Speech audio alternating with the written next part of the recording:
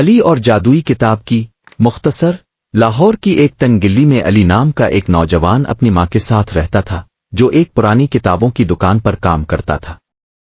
اس کی زندگی سادہ تھی مگر اس کی آنکھوں میں بڑے خواب تھے۔ ایک دن دکان بند کرتے وقت علی کو ایک پرانی چمکتی ہوئی کتاب ملی۔ جب اس نے اسے کھولا تو ایک تیز روشنی نکلی اور اسے احساس ہوا کہ یہ ایک جادوئی کتاب ہے۔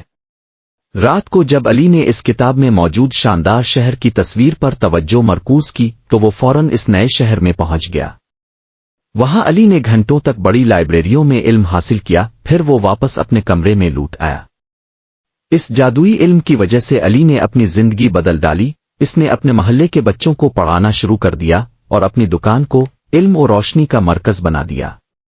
بہت جلد علی کتابوں والا علی کے نام سے مشہور ہو گیا، جس نے ثابت کیا کہ اصل جادو کسی کتاب میں نہیں بلکہ علم اور نیک ارادوں میں ہوتا ہے۔